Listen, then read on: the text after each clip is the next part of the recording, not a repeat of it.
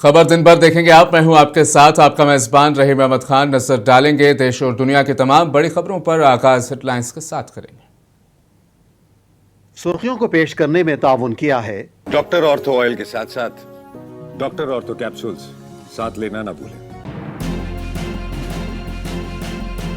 साबिक फौजी सरबराह MM नरवणे ने अपनी किताब पर तोड़ी खामोशी। किताब अभी शाये ना होने से मुतालिक पब्लिशर के बयान को किया शेयर।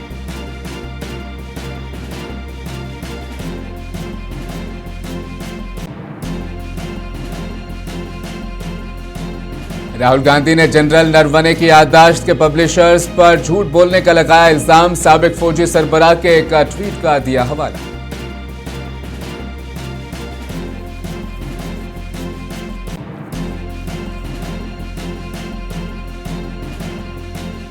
बारामती तैयारा हादसे में अजीत पवार की मौत हो सकती है एक साजिश। रोहित पवार ने मामले की जामे जांच का किया मुतालबा।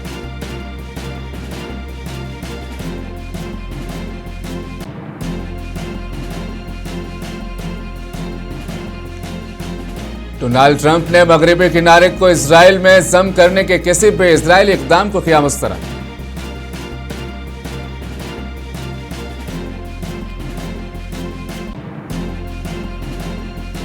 और बांग्लादेश में 12 फरवरी को आम इंतखाबात। इंतखाबी तैयारियां जारी। BNP और जमात इस्लामी इत्तेहाद के बीच मुकाबला।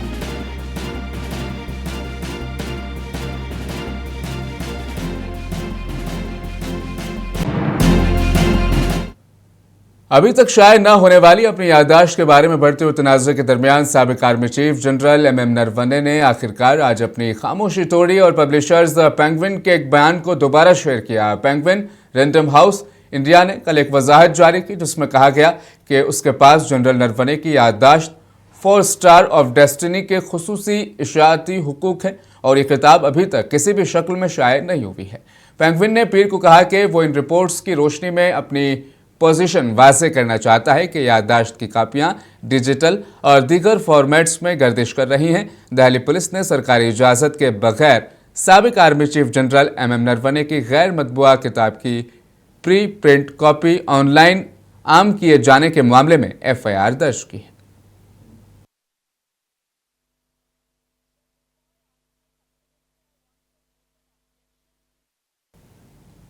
लोकसभा में अपोजिशन लीडर राहुल गांधी ने मंगल को साबिक army chief general MM Naravane की याददाश्त के पब्लिशर पर झूठ बोलने का इल्जाम लगाया है और दावा किया है कि किताब फरोख्त के लिए दस्तयाब थी।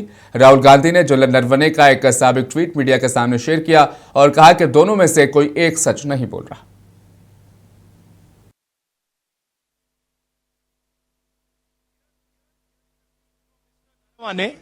ये देख लीजिए please.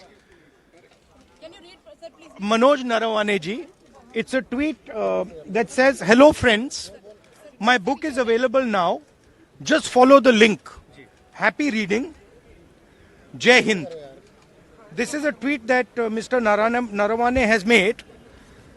You can look into the tweet. So the point I'm making is, either Mr. Naravane is lying, and I believe the army chief. Okay, I don't think he will lie.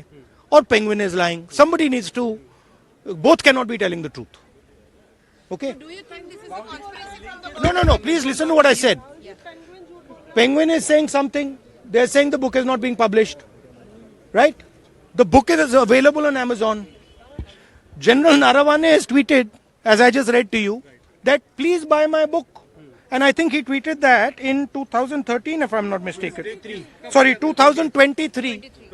So Naravane ji, who's the army chief, who I believe over Penguin. Do you believe Penguin over Naravane ji? Right? So I believe Mr. Naravane. He is the army chief. He has made certain statements in the book that is inconvenient for the government of India. It's inconvenient for the Prime Minister of India. And obviously, you have to decide whether Penguin is telling the truth or army chief is telling the truth. That's Congress ने Lok Sabha speaker Om Birla के खिलाफ अदम एतमाद की तहरीक का बाज़ाब्ता notice दाखिल कर दिया है जिसकी हिमायत 118 अरकान पार्लियामेंट ने की है। इस इक़दाम ने हुकूमत और अपोजिशन के दरमियान जारी सियासी कशीदगी को मज़ीद गहरा दिया है जो पहले ही ऐवान की कार्रवाई के तरीक़ेकार और हालिया वाक़यात के बायस तनाव का शिकार है। कांग्रेस के रुकने पार्लियामेंट गौरव गोगोई ने बताया कि दोपहर 1:14 पर कवायद जवाबित के ज़ाब्ता 94C के तहत स्पीकर के खिलाफ अदम एतमाद की तहरीक का नोटिस पेश किया गया। अपोजिशन का कहना है कि स्पीकर का किरदार गैर जानिबदार नहीं रहा और पार्लिमानी रिवायात की खिलाफ वर्जी की गई है।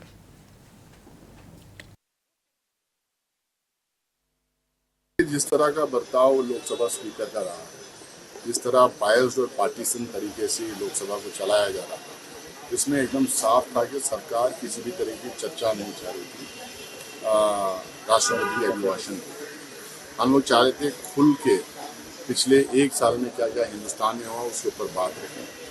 क्या हमारी नेशनल सिक्योरिटी के साथ हो रहा, ट्रेड डील क्या किस मजबूरी में की गई, हमारे किसानों की पीड़ा क्या है, युवाओं के प्रॉब्लम्स क्या हैं, गरीबी किस तरह से बढ़ती जा रही है, तमाम चीज़ों को हम चाह रहे थे कि बात खुल के रखें।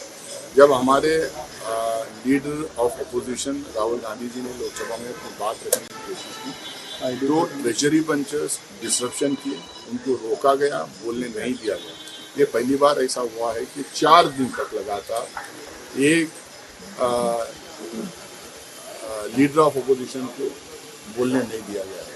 उसके बाद में हमारे 8 सांसदों को सस्पेंड किया गया जो चाह रहे थे राहुल गांधी जी बोले, जो आवाज़ उठा रहे थे राहुल गांधी जी के लिए, जो बार बार यही रिक्वेस्ट कर रहे थे स्पीकर को कि राहुल गांधी जी को बोलने दिया जाए। उन 8 सांसदों को सस्पेंड किया गया। ये बेसिकली अपोजिशन की आवाज़ दबाने के लिए, चुप करवाने के लिए। समाजवादी पार्टी के सरबराह उत्तर प्रदेश के साबिक वज़ीर आला अखिलेश यादव ने लोकसभा में आम बजट पर हुई बहस में हिस्सा लेते हुए अमेरिका से तिजारती मुआहदा, किसानों को राहत और सोना चांदी की बढ़ती कीमतों पर तंजिया तबसरे उन्होंने किए। उन्होंने कहा कि सोने की कीमत कहां पहुंच गई है, अब तो चांदी भी दूर की बात है। ये हुकूमत रही तो गरीब लोग लोहे पर पीतल चढ़ाकर अपनी बेटियों को विदा नहीं कर पाएंगे। चाहता हूं क्यों झूठे ख्यालों में दिन रात करें, जो बनाते हैं हवा में बातों के महल, आओ उनसे कुछ जमीनी बात करें। सभापति महोदय, बजट आने से पहले और बजट आने के बाद पूरा देश और पूरे देश में ये बहस चल रही थी कि अमेरिका को लेकर के डील होने जा रही है। सभापति महोदय, मुझसे पहले अभी जो भारतीय जनता पार्टी की माननीय सदस्य बोल रही थी, और भारतीय जनता पार्टी का ये पक्ष है कि हम लोगों ने दुनिया में बहुत सारे देशों से फ्री ट्रेड एग्रीमेंट कर लिया है। सभापति महोदय, मैं भारतीय जनता पार्टी की सरकार से जानना चाहूँगा, अभी कितने देश और बचे हैं जिससे आप फ्री ट्रेड एग्रीमेंट नहीं कर पाए हैं? कुछ ऐसे भी देश बचे होंगे शायद जिनसे आपकी इच्छा होगी कि हम फ्री ट्रेड एग्रीमेंट कर लें, और सभापति महोदय का फ्री ट्रेड एग्रीमेंट हो भी जाते हैं। जो लोग कभी रुपए के बारे में बहुत चिंता करते थे, कभी कभी उम्र से, कभी कभी दूसरे लोगों की उससे जोड़ देते थे, इतने सब फ्री ट्रेड एग्रीमेंट होने के बाद और अमेरिका से डील नहीं ढील हुई है। लोकसभा में कांग्रेस के सांसद शशि थरूर ने इल्जाम लगाया कि बजट में बेरोजगारी, अदमसावात और आम आदमी के मसाइल को नजरअंदाज किया गया है। Swaminathan had famously said, if agriculture goes wrong, nothing else would have a chance to go right. And this, I believe, is as good a starting point as any. Mr. Chairman, it's high time we stop treating agriculture as some issue that will sort itself out, because 46.1% of India's workforce and 60% of our population depend on agriculture and allied activities. Despite agriculture contributing 16 to 17% of GDP, it receives only 3% of this union budget, 1.62 lakh crore, which is a 5.1% cut from last year's 1.71 lakh crore. Now, this underinvestment is all the more alarming, Mr. Chairman, given the existential threats facing Indian agriculture today. This sector, vital as it is increasingly threatened by climate change and misaligned farming practices. Nearly 2/3 of the country are prone to drought, and the toll of weather-related disasters has been severe. Yet the Fasal Bima Yojana, meant to protect farmers, has failed. Flawed assessments and opaque settlements have reduced compensation to token amounts. 1 rupee, 3 rupees, 21 rupees, as your minister himself has acknowledged. Rajya Sabha में BJP के रुकने parliament सम्यक भट्टाचार्य ने Kolkata port की जमीन पर तजावुजात का मसला उठाते हुए कहा कि शहर के मेयर ने अवामी तौर पर इस इलाके को मिनी पाकिस्तान बना दिया। उनके इस बयान पर ऐवान में हंगामा बरपा हो गया।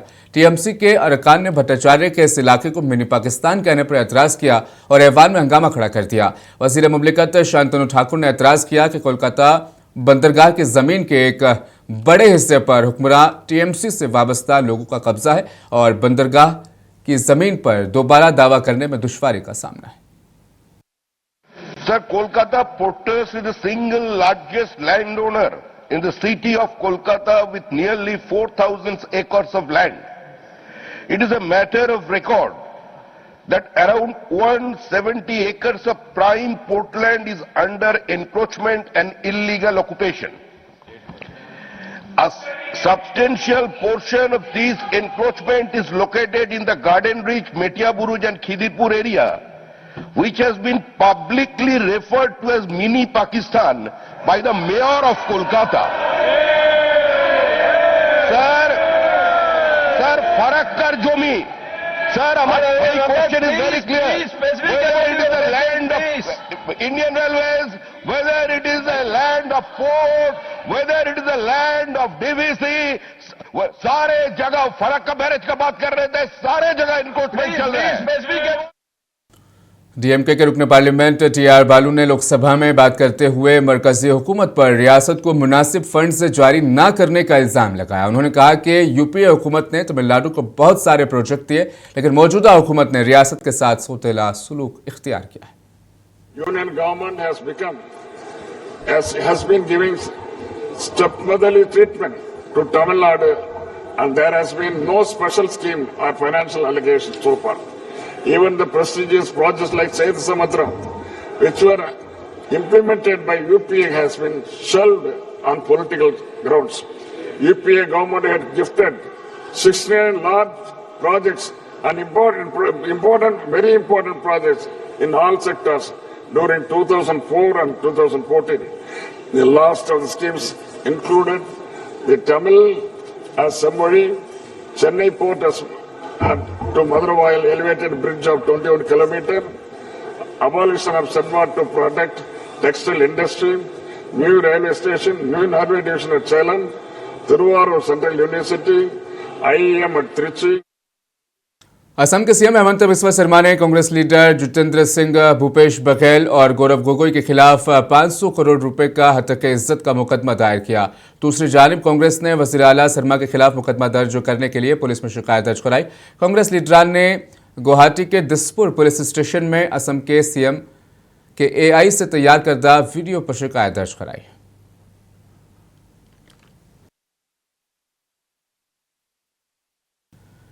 नई दिल्ली में जुराइम के वाकयात में खतरनाक इजाफा देखने को मिल रहा है। मंगोलपुरी में 10वीं के तालिब इल्म पर स्कूल से निकलने के बाद हमला किया गया, जबकि त्रिलोकपुरी और मोती नगर में भी कत्ल के वाकयात सामने आए हैं। इस सिलसिले में आम आदमी पार्टी के सीनियर लीडर राखी बिरला का कहना है कि दिल्ली जुराइम की राजधानी बनती जा रही है। पुलिस की आंखों के सामने मंशियात की फरोख्त जारी है और हुकूमत खामोश है।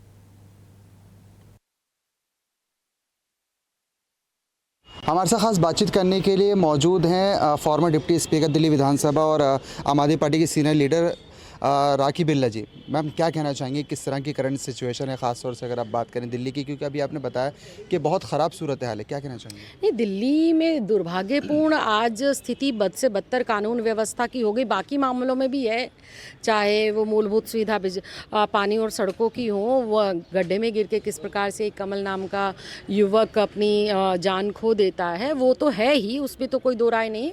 लेकिन अगर स्पेसिफिक मैं क्राइम की बात करूँ, लॉ एंड ऑर्डर की बात करूँ, करूँ तो कल बीते दिन 6 से ज़्यादा, आधे दर्जन से ज़्यादा मर्डर जिस प्रकार से दिल्ली में हुए, खास करके दलित बस्तियों में नशा जिस प्रकार से बढ़ रहा है और नशे में की गिरफ्त में आके जिस प्रकार से ये एक दूसरे को मौत के घाट उतारने का चल रहा है, और पुलिस इसमें पूर्ण रूप से असफल दिखाई दे रही है, नदारत दिखाई दे रही है, निष्क्रिय दिखाई दे रही है।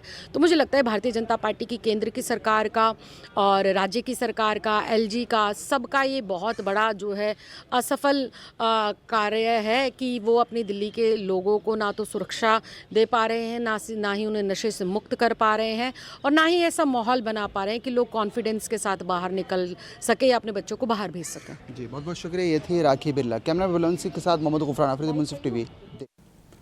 मगरबी बंगाल के सीएम ममता बनर्जी ने मंगल को कहा कि उनकी हुकूमत अगस्त के बजाय 1 अप्रैल से युवा साथी बेरोजगारी अलाउंस स्कीम शुरू करेगी।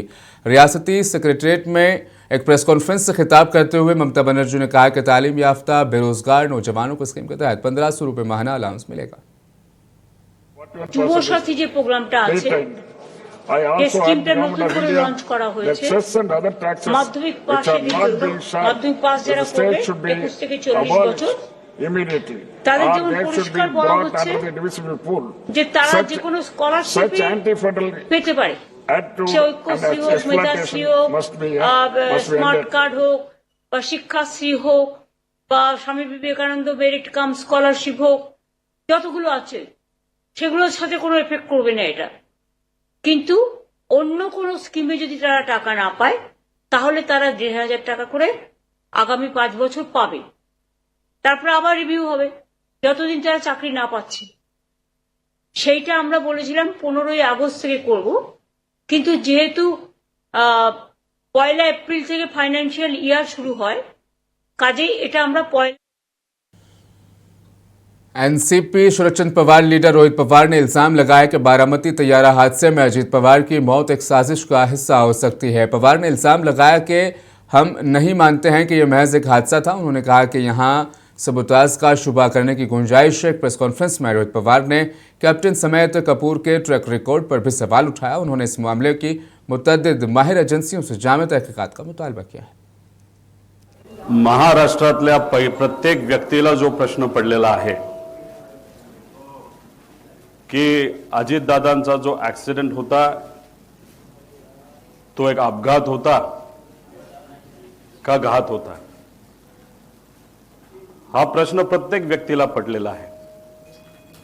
काल मुंबईकडे येत असताना पिंपरी चिंचवडमध्ये जेव्हा माझी गाडी स्लो झाली, सिग्नल लागलं होतं, तेव्हा माझ्या लेफ्ट साइडला एका रिक्षा चालकाने त्याची रिक्षा थांबवली, खाली उतरला आणि माझी काच वर होती त्यामुळे काचेवर त्याने आवाज केला। काच खाली घेतल्यानंतर त्याने सांगितलं, अहो 9 तारखेला तुम्ही संध्याकाळी अजितदादांबद्दल काहीतरी सांगणार होता ऍक्सिडेंट बद्दल, त्याचं काय झालं? मी त्यांना सांगितलं काल नाही, म्हणजे 9 तारखेला नाही तर 10 तारखेला मी या बाबतीत मला काय वाटतं हे तिथं सांगणार आहे। पूर्णिया से सांसद पप्पू यादव को एमपी एमएलए कोर्ट से मंगल के रोज जमानत मिल गई है। धोखाधड़ी से मकान किराए पर लेने और कब्जा करने से जुड़े एक मामले में उन्हें गिरफ्तार किया गया था। हालांकि अदालत ने उनकी जमानत मंजूर कर ली है, लेकिन कानूनी कार्रवाई की पेचीदगियों ने एक बार फिर उनका रास्ता रोक दिया। इस बार रुकावट कोई पुराना मामला नहीं, बल्कि पटना पुलिस के साथ झगड़ा है जो पप्पू यादव की गिरफ्तारी के दौरान हुआ था। पटना पुलिस ने इस मामले में पप्पू यादव को भी मुलजिम नामजद किया है। इस मामले में उन्हें जमानत नहीं दी गई।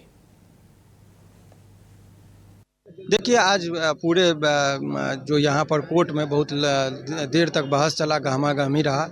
12 बजे से ही हम लोग वहाँ पर थे, लेकिन 2 बजे में सुनवाई हुई। सुनवाई के दौरान जज साहब ने उनको बेल दिया और कहा कि आप हर डेट पर किसी को आप नहीं आ पाए तो अपने वकील साहब को भेज दीजिएगा, लेकिन हर डेट पे रहना ज़रूरी है। तो यही बात किया, कोई डेट नहीं मिस होना चाहिए, और यही सब चीज़ों के बाद उनको जमानत दी गई। फिलहाल जब वो बहस के दौरान सांसद जी ने खुद 2-3 बातें को रखा कि सरकार का मंसूबा हमारा जान लेने का है, प्रॉपर इलाज नहीं हुआ, रात भर हमको खाना का कोई प्रबंध नहीं किया गया, और जो कैदी वार्ड होता है वहाँ का, वहाँ जानवर भी नहीं रह सकता, इंसान कैसे रह सकता है। हम कोई अपराधी नहीं थे जो अपराधी की तरह ट्रीट किया जा रहा है, काला पानी की सज़ा की तरह वहाँ पे रखा गया। जब जज साहब ने एक एक चीज़ को नोट किया, समझे, और अंत में उन्होंने निर्देश दिया कि कि आप प्रॉपर वे में शिकायत करिए, हम संबंधित पदाधिकारी। बांग्लादेश में 12 फरवरी को आम इंतखाबात हो रहे हैं। ये दहाइयों के सबसे अहम इंतखाबात तस्वुर किए जा रहे हैं। ये इंतखाबात साबिक वज़ीर आज़म शेख हसीना की अवामी लीग के बगैर होंगे। तलबा की क़यादत में होने वाली बगावत के बाद लीग की 15 साला हुक्मरानी ख़त्म हो गई और अवामी लीग के इंतखाबात में शिरकत पर पाबंदी भी आयद हो गई। अगस्त 2024 से मुल्क में नोबल इनाम याफ्ता मोहम्मद यूनुस की क़यादत में निगरान हुकूमत बरसर इक़्तिदार है। तकरीबन 127 मिलियन रजिस्टर्ड वोटर्स बांग्लादेश की कौमी असम्बली के 350 अरकान को मुंतखब करने के लिए अपने हक़ राय दही का इस्तेमाल कर सकते हैं।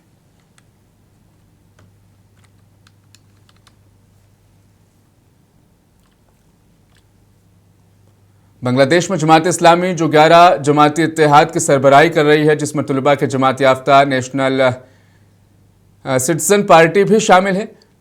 तजुर्बेकार सियासतदान शफीकुर रहमान की क़यादत में जमात इस्लामी इस वक्त बांग्लादेश की सबसे बड़ी इस्लामी जमात है। इंतखाबात से कबल जमात इस्लामी ने 41 नुकाती मंशूर का ऐलान किया, जिसमें हुक्मरानी के लिए अपने विज़न का खाका पेश किया गया।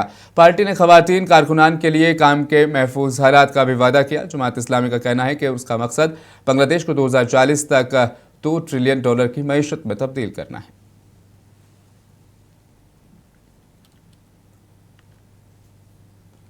रूस ने अमेरिका पर इल्ज़ाम लगाया कि वो हिंदुस्तान और दीगर ममालिक की रूसी तेल खरीदने से रोकने की कोशिश कर रहा है और कहा कि वाशिंगटन आलमी इक़्तिसादी गलबा के अपने मकसद को पूरा करने के लिए टैरिफ पाबंदियां और बराह रास्त मुमानतों समेत वसी पैमाने पर जबरी इक़दाम का इस्तेमाल कर रहा है।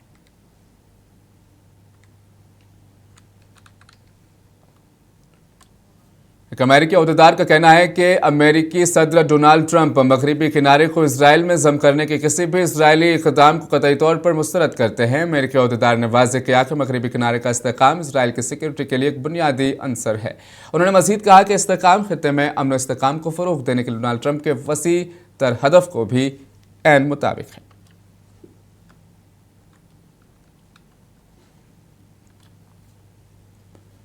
हिंदुस्तानी वज़ारत ख़ारजा ने मंगल को बताया कि फ्रांसीसी सदर इमानुएल मैक्रों 17 फरवरी से हिंदुस्तान के 3 रोज़ा दौरे पर होंगे। मैक्रों AI इम्पैक्ट चोटी कॉन्फ्रेंस में शिरकत करेंगे और वज़ीर आज़म नरेंद्र मोदी के साथ वसी बातचीत करेंगे। वज़ारत ख़ारजा ने कहा कि दोनों रहनुमा मुख्तलिफ शोबों में दो तरफ़ा ताउन को मजबूत बनाने पर तबादला ख्याल करेंगे।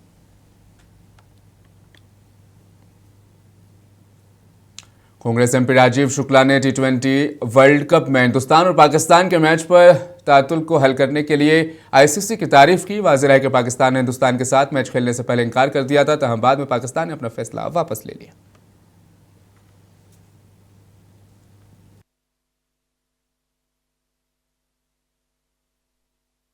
Well, I am delighted to see the outcome of the deliberations initiated by ICC representative, supervised by the ICC chairman, and then the representatives who had gone to Lahore to talk to Pakistan Cricket Board as well as Bangladesh Cricket Board. It's a good solution, amicable solution which has been found to give priority to cricket, importance to the game. This is what has been done. So all kudos to ICC for taking this initiative, resolving the whole issue and bringing the cricket back on the forefront. So this is a big achievement as far as ICC is. खबर दिन भर में आज के लिए फिलहाल बस इतना ही। लूंगा आपसे इजाजत। बने रहें मुंसिफ टीवी के साथ।